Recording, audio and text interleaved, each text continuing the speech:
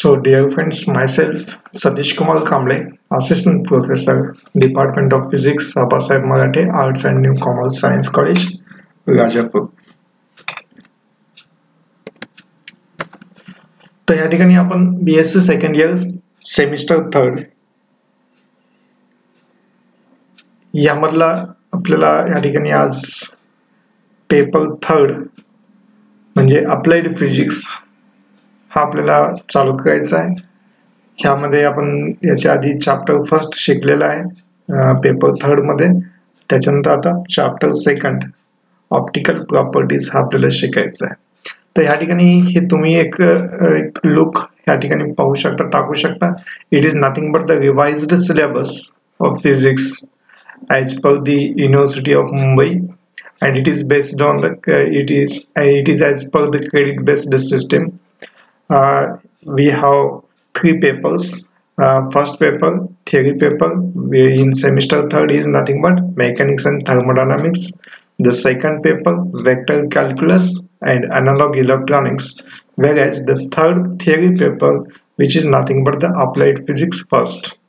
And last but one is nothing but the practical course, which consists of three groups and skill based experiments. तर या ठिकाणी आपल्याला USPH 303 applied physics paper first जो की semester third मधला paper third आहे, syllabus मधला paper third आहे अप्लाइड फिजिक्स फर्स्ट, हा आपल्याला या ठिकाणी पाहायचा आहे. तर यामध्ये युनिट फर्स्ट, युनिट सेकंड आणि युनिट थर्ड असे तीन युनिट आहेत ह्या पेपरमध्ये. त्यापैकी युनिट थर्ड जो की प्रॉपर्टीज ऑफ मटेरियल्सशी निगडीत आहे. याच्यामध्ये पहिला चॅप्टर हा इलेक्ट्रिकल प्रॉपर्टीज आहे जो की आपण मागच्या व्हिडिओमध्ये शिकलेला आहे, electrical properties. Second chapter optical properties, third chapter magnetic properties आणि लास्ट चॅप्टर म्हणजेच fourth chapter, which is nothing but the applications to dielectric materials. तर आज ह्या ठिकाणी आपण सेकंड चॅप्टर युनिट थर्ड मध्ये सेकंड चॅप्टर जो की ऑप्टिकल प्रॉपर्टीज हा आहे हे आपल्याला आज ह्या ठिकाणी शिकायचं आहे. तर यामध्ये प्रामुख्याने आपल्याला रिफ्लेक्शन, रिफ्रॅक्शन, ऍब्सॉर्प्शन आणि ट्रान्समिशन कशाचं, तर इलेक्ट्रोमॅग्नेटिक रेडिएशनचं कुठे तर सॉलिड मध्ये कशा पद्धतीने होतं ते आपल्याला शिकायचं आहे. इलेक्ट्रोमॅग्नेटिक रेडिएशन म्हणजेच लाईट, सॉलिड मध्ये लाईटचं रिफ्लेक्शन, रिफ्रॅक्शन, ऍब्सॉर्प्शन किंवा ट्रान्समिशन कशा पद्धतीने होतं ते आपल्याला या ठिकाणी शिकायचं आहे. त्या ठिकाणी आता chapter second, let us start with chapter second which is nothing but optical properties. So before to start the chapter second optical properties, let us have some introduction to the properties of material. तर basically मटेरियलच्या काय properties असतात किंवा त्या properties वरून जे काही गोष्टी आपल्याला या ठिकाणी शिकायच्या आहेत ते आपण इंट्रोडक्शन मध्ये थोडक्यात आपण पाहूया. So let us introduce first of all before to start the optical properties. Let us introduce the properties of material. We know that a knowledge of properties of matter is important not only to the research and development sections. म्हणजेच जसे की scientist, engineers किंवा कोणीही who is working with matter, ठीक आहे. Then the properties on interest typically include properties कशाच्या मटेरियलच्या typically काय इन्क्लूड होतं ते, तर त्यामध्ये melting point, boiling point, density, mass, volume, तसंच काय म्हणता येईल आपल्याला शेप, त्याच्यानंतर ऑप्टिकल, तसंच इलेक्ट्रिकल कंडक्टिव्हिटी, त्याच पद्धतीनं हीट कंडक्टिव्हिटी, तसेच रिॲक्टिव्हिटी, आणि हे सगळं कशासोबत reactivity with other substances. So different materials possess different properties in varying degrees and therefore behave in different ways under given conditions. Okay. Again, these properties include mechanical properties. Again, it include electrical properties. Again, the thermal properties, chemical properties, magnetic properties, physical properties, and optical properties also. Okay, all applications of matter are dependent on their properties. Some examples we can see here. The storage and handling of matter requires a knowledge of its properties. Okay, म्हणजेच कुठला matter एखादा store करून ठेवायचं असेल किंवा handle करायचं असेल, storing and handling of matter, त्याची जर आवश्यकता असेल आपल्याला, तर ह्या ठिकाणी त्या मॅटरच्या प्रॉपर्टीजचं ज्ञान असणं आवश्यक आहे. So storage and handling of matter, it requires a knowledge of its properties. Again, example आपण पाहू शकतो, sometimes materials can be stored at room temperature. Cleanup and disposal of any accidental spill requires a knowledge of its properties. जसे की reactivity. Again, for any laboratory experimentation with the matter requires a knowledge of chemical reactivity and physical properties. Again, knowledge of properties like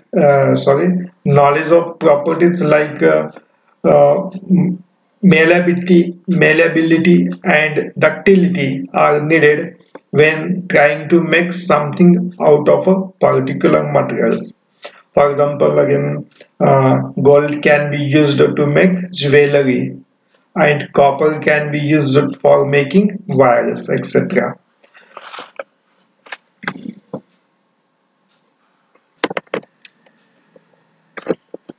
So now let us start with the chapter optical properties. तर आपण यामध्ये शिकायचं आपल्याला काय प्रामुख्यानं पाहिलं आपण syllabus दिलेला आहे, reflection, refraction, absorption and transmission of electromagnetic radiation in solids. This is nothing but the contents of the chapter 2, optical properties. Now let us start with the optical properties. Okay. So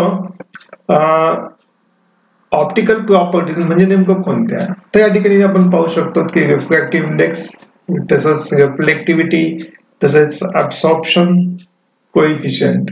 These are nothing but the optical properties. So the optical properties of materials, for example, refractive index, reflectivity, again absorption coefficient, etc., which affect the light reflection and transmission of electromagnetic or light radiation. Okay. The optical phenomenon that occur within solid material involve the interaction between the electromagnetic radiation and the atoms, ions, and or electrons of the solid materials. Okay. Again, this interaction gives rise to physical process such as the absorption, reflection, and transmission. Okay, try to understand this fact here. This is the electromagnetic radiation and the solids. Solid मध्ये आपल्याला माहिती आहे solid कशापासून बनलेलं असतं, तर ह्या घटकांपासून बनलेलं असतं. सॉलिड मध्ये ऍटम्स असू शकतात, आयन्स असू शकतात किंवा असतातच. तर या ठिकाणी सॉलिड आणि इलेक्ट्रोमॅग्नेटिक रेडिएशन यांच्यामध्ये इंटरॅक्शन. ठीक आहे. तर या ठिकाणी ज्यावेळेस इंटरॅक्शन होते म्हणजे इलेक्ट्रोमॅग्नेटिक रेडिएशन म्हणजेच लाईट एनर्जी किंवा light waves when it falls on the solid, म्हणजे when the electromagnetic radiation interact with the solid. Okay. तर या ठिकाणी ऑप्टिकल असं काही इंटरॅक्शन होत असेल तर त्या ठिकाणी ऑप्टिकल फिनॉमिनॉन त्या ठिकाणी घडायला लागते. कुठे? विदिन दी सॉलिड, ज्याच्यामध्ये काय असतं, this interaction gives rise to physical process such as absorption. Absorption कशाचं? इलेक्ट्रोमॅग्नेटिक रेडिएशनचं ऍब्सॉर्प्शन. त्याच पद्धतीनं इलेक्ट्रोमॅग्नेटिक किंवा रेडिएशन किंवा लाईटचं रिफ्लेक्शन किंवा त्याचं ट्रान्समिशन, अशा हे प्रोसेस त्या ठिकाणी इंटरॅक्शन म्हणून घडायला लागतात. त्याच पद्धतीने आपण इंटरॅक्शन बद्दल आणखीन काही सांगू शकतो. त्याच्या आधी आपण एक हे पाहूया, ऑप्टिकल किंवा फोटोनिक मटेरियल्स. तर ह्या ठिकाणी ऑप्टिकल किंवा फोटोनिक PHOTONIC फोटोनिक मटेरियल्स ह्यांचं एक खूप मोठं असं इम्पॅक्ट असतं कशावरती, तर डेव्हलपमेंट ऑफ कम्युनिकेशन इन्फ्रास्ट्रक्चर. तर जे काही कम्युनिकेशन इन्फ्रास्ट्रक्चर आहे त्याच्यावरती खूप मोठा परिणाम हे घडवतात. त्या ठिकाणी optical of photonic materials have significant impact on the development of the communication infrastructure and on the information technology also.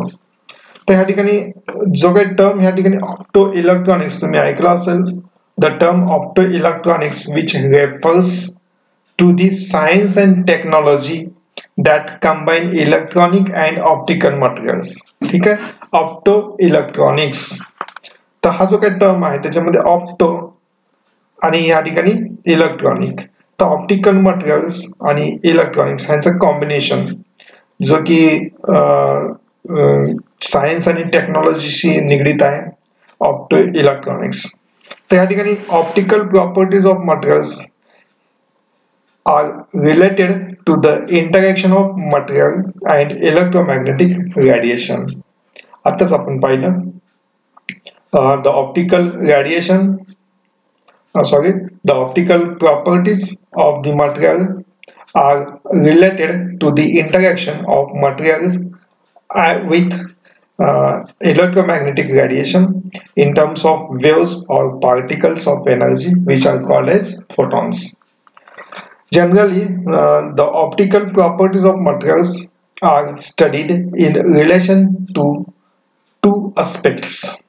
First, where emission of photons from materials take place, and second, when photons interact with metal किंवा material particles. तर या ठिकाणी त्याच्यानंतर आपण पाहूया electromagnetic spectrum. तर या ठिकाणी इलेक्ट्रोमॅग्नेटिक स्पेक्ट्रम जे आहे तर हे शिकायचं आहे. थोडक्यात आपल्याला या ठिकाणी इलेक्ट्रोमॅग्नेटिक स्पेक्ट्रम शिकून मग पुढे आपल्याला जे काय आपण घटक आहेत सिलेबस मधले ऍब्सॉर्प्शन, रिफ्लेक्शन आणि ट्रान्समिशन हे आपण पाहणार आहोत. पण तत्पूर्वी आपण इलेक्ट्रोमॅग्नेटिक स्पेक्ट्रम वरती एक नजर टाकूया. तर या ठिकाणी आपण मागच्या वर्षी किंवा त्याच्या आधी आपण लाईट हा चॅप्टर शिकलेला आहे HSC मध्ये. तर या ठिकाणी लाईट हा चॅप्टर शिकत असताना आपण समजून घेतलं की light has the dual nature, DUAL.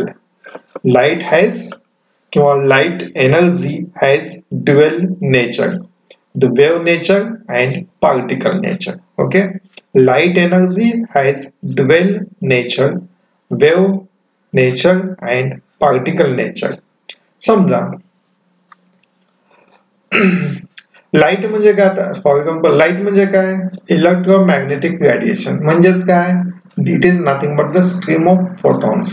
ठीक आहे, तर या ठिकाणी फोटॉन्स आहेत. फोटॉन्स हे पार्टिकल्स असतात. ठीक आहे, आणि आपण सांगतो की लाईट वेव्स म्हणतो. ठीक आहे, म्हणजे या ठिकाणी लाईट हे फोटॉन म्हणजे पार्टिकल पण आहे आणि लाईट ही वेव्ह पण आहे, म्हणजे लाईट हॅज ड्युअल नेचर. आता या ठिकाणी जी काही एनर्जी आहे ह्यामध्ये असलेले जे काही फोटॉन आहे, फोटॉनची एनर्जी जे की कॅपिटल E ह्या सिम्बॉल न दाखवतात.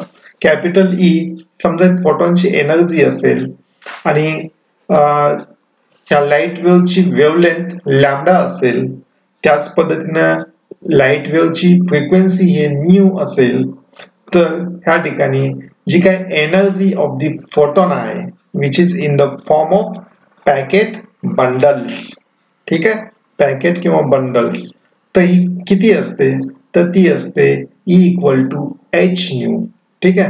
याला मॉडिफाय आपण केलं तर या ठिकाणी h nu is equal to h c divided by lambda, कारण की आपल्याला माहिती आहे C equal to nu lambda हे आपण शिकलेलं आहे. C equal to frequency into wavelength हे इक्वेशन आपल्याला माहिती आहे. C म्हणजे काय, it is nothing but the velocity of electromagnetic radiation म्हणजेच light. If nu and lambda are frequency and wavelength of the electromagnetic radiation, then we have E equal to h nu is equal to hc divided by lambda. Here c is nothing but the speed of light which has the value of 3 into 10 raised to power 8 centimeter per second. It is in the vacuum. ठीक आहे, speed of light जी काही value इथे दिलेली आहे ती ज्यावेळेस light ही vacuum मधून propagate करते त्यावेळेसची त्याची स्पीड आहे. Again h is nothing but the Planck's constant, त्याची व्हॅल्यू ती म्हणजे किती आहे 6.63 into 10 raised to power minus 34 joule second. तर या ठिकाणी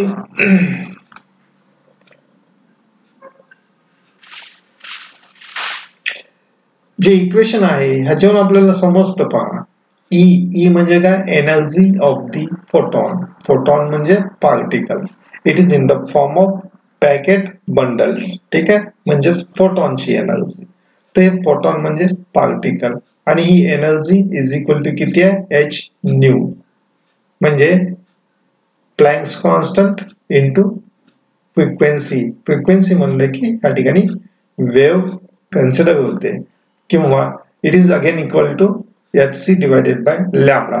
लॅम्बडा म्हणलं की वेव्हलेंथ म्हणजे it indicates the wave nature, म्हणजे पार्टिकल नेचर आणि वेव्ह नेचर. अशा पद्धतीनं this equation implies that electromagnetic radiation, it implies that the photon as particle, the photon as particle of energy E or as wave of characteristic wavelength and frequency. ठीक है.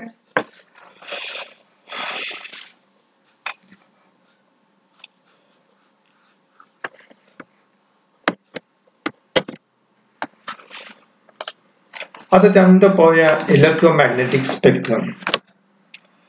तर या ठिकाणी जी काही figure आपण पाहत आहात ते म्हणजे इलेक्ट्रोमॅग्नेटिक स्पेक्ट्रम आहे. ह्या ठिकाणी तुम्ही पाहू शकता वेगवेगळ्या रेंजेस दिलेल्या आहेत. या ठिकाणी एनर्जी जी की इलेक्ट्रॉन व्होल्ट मध्ये आहे, त्याच्यानंतर फ्रिक्वेन्सी, ही फ्रिक्वेन्सीची रेंज आहे जी की हर्ट्ज मध्ये आहे, आणि वेव्हलेंथ जी की मीटर मध्ये आहे त्याची रेंज आहे. तर आता या ठिकाणी रेंज वाईज आपण या ठिकाणी दिलेलं आहे. तर या ठिकाणी ही जी काही रेंज आहे म्हणजे ह्या ठिकाणापासून ह्या ठिकाणापर्यंत, तर ही रेंज आहे गॅमा रेजची. त्याचबरोबर ही जी काही रेंज तुम्ही पाहू शकता ह्या ठिकाणी, ही इथून इथपर्यंत ती म्हणजे एक्स रेज, ही रेंज म्हणजे अल्ट्राव्हायोलेट रेजची रेंज आहे, त्याची व्हॅल्यू या ठिकाणी आपण काउंट करू शकतो. त्याच्यानंतर इन्फ्रारेड वेव्हची रेंज म्हणजे ह्या ठिकाणी इथून इथपर्यंत आहे, ठीक आहे. त्याच्यानंतर मायक्रोवेव्ह, रेडिओ वेव्ह, तर हे प्रत्येक रेंजला ह्या ठिकाणी नाव आहेत किंवा ते प्रत्येक रेंजची एक विशिष्ट अशी रेज आहेत, ठीक आहे. तर ह्या ठिकाणी आपण पाहू शकता विजिबल जे काय रेज आहेत त्याची रेंज इथं दिसते तुम्हाला. तर ही रेंज कशी पाहायची, तर ह्या ठिकाणी तुम्ही पाहू शकता हे फ्रिक्वेन्सीची रेंज इथे, आणि ही या ठिकाणी करस्पॉन्डिंग ही वेव्हलेंथ ची रेंज, आणि ही वेव्हलेंथची रेंज आपण मॉडिफाय केली, मोठी केली, झूम केली, तर या ठिकाणी हे अशा पद्धतीने येते. म्हणजे इथून इथपर्यंत एवढ्या डिस्टन्स मध्ये वेव्हलेंथच्या एवढ्या रेंज मध्ये हे सगळं आहे, ठीक आहे. इट इज विजिबल रेंज आहे, विजिबल स्पेक्ट्रम किंवा इलेक्ट्रोमॅग्नेटिक स्पेक्ट्रम, तर या ठिकाणी विजिबल स्पेक्ट्रम वेव्हलेंथ या ठिकाणी दिलेले आहे. ठीक आहे. तर या ठिकाणी तुम्ही पाहू शकता here gamma rays and x rays have the high frequencies. ठीक आहे.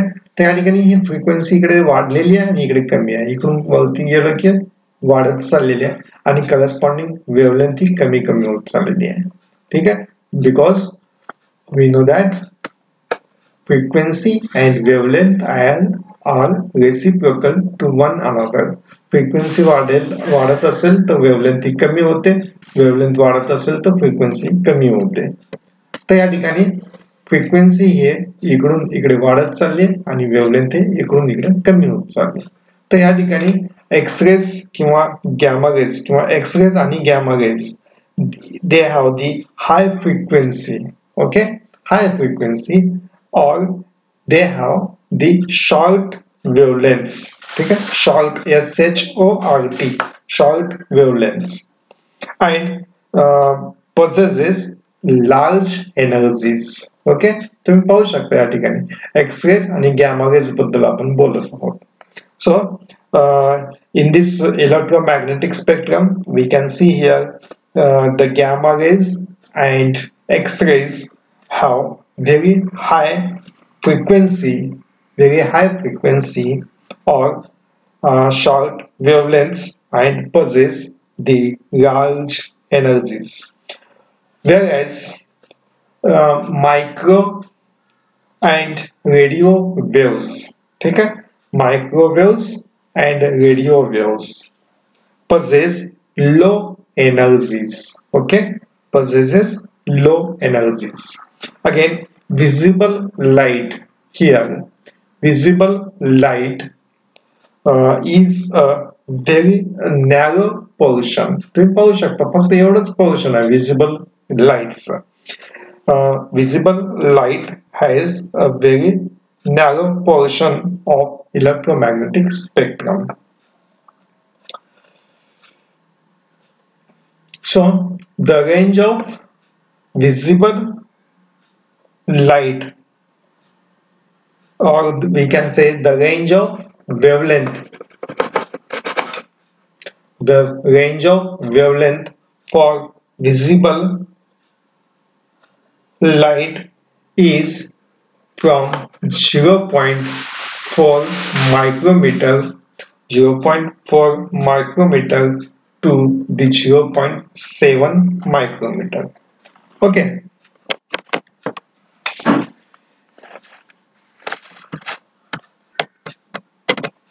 So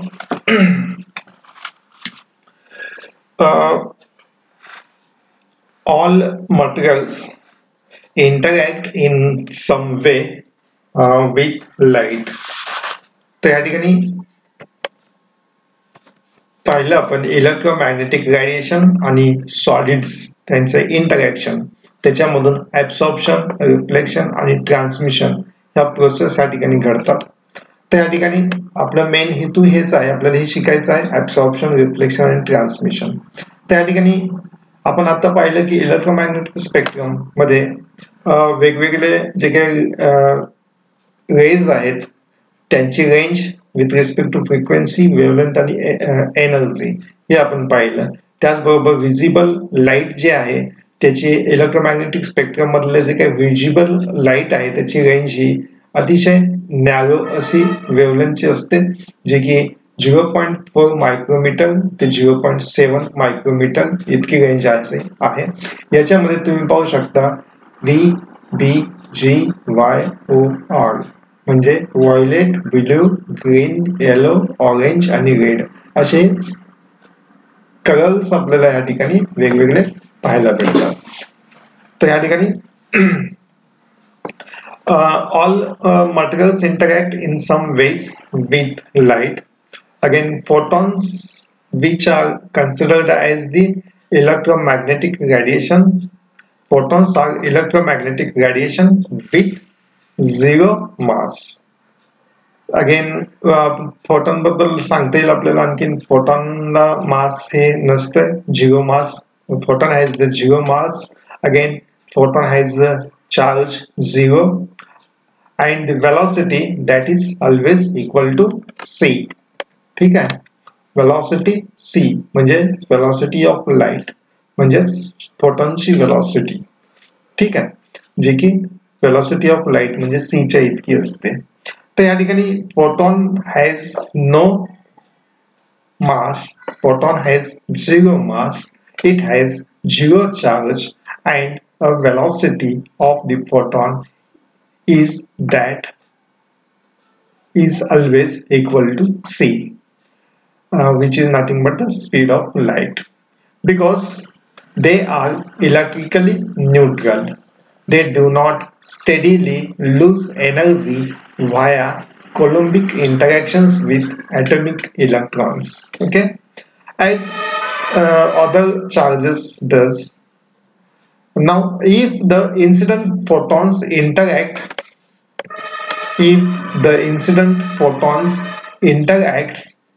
with the valence electrons, then several things can happen there. ठीक आहे, तर या ठिकाणी इलेक्ट्रोमॅग्नेटिक रेडिएशन त्याचं जर समजा सॉलिड मधल्या व्हॅलेन्स इलेक्ट्रॉन्सशी म्हणजे ॲटमच्या आउटरमोस्ट ऑर्बिट मध्ये असलेल्या जे काही इलेक्ट्रॉन्स आहेत व्हॅलेन्स इलेक्ट्रॉन्स त्यांच्याशी इंटरॅक्शन झाल्याच्या नंतर म्हणजे हा फोटॉनची इंटरॅक्शन त्या व्हॅलेन्स इलेक्ट्रॉन्सशी झाल्याच्या नंतर अनेक गोष्टी त्या ठिकाणी घडतात. जसं की फोटॉन जे आहेत electromagnetic radiation मध्ये photons they give up their energy to the material and therefore the absorption occurs there. ठीक आहे, तर इंटरॅक्शन म्हणून हे फोटॉन्स जे आहेत इलेक्ट्रोमॅग्नेटिक रेडिएशन मधले ते व्हॅलेन्स इलेक्ट्रॉनशी इंटरॅक्ट झाल्याच्या नंतर त्यांची एनर्जी ते मटेरियलला देतात आणि त्या ठिकाणी ऍब्सॉर्प्शन घडतं. त्याच पद्धतीनं photons may give up their energy, but photons with identical energy are immediately emitted by the material and therefore reflection occurs there. Again, the photons may not interact with electronic structure. Photon may not interact with electronic structure of the material. Then the transmission occurs. But in transmission, photons are changed in their velocity and a reaction occurs. ते आपल्याला पुढेही पाहायचं आपल्याला कशा पद्धतीने ते आपली direction बदलतात.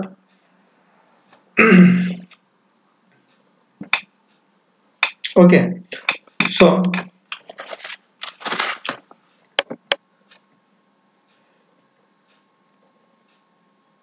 या ठिकाणी तुम्ही पाहू शकता ट्रान्समिशन झाल्याच्या नंतर कशी डायरेक्शन बदलते. ठीक आहे, पहिल्यांदा डायरेक्शन इन्सिडेंट लाईटची अशी होती, एखाद्या मटेरियल मीडियम मध्ये ती गेल्याच्या नंतरची डायरेक्शन बदललेली आहे, स्ट्रेट असं न जाता ते थोडंसं बेंड झालेली आहे.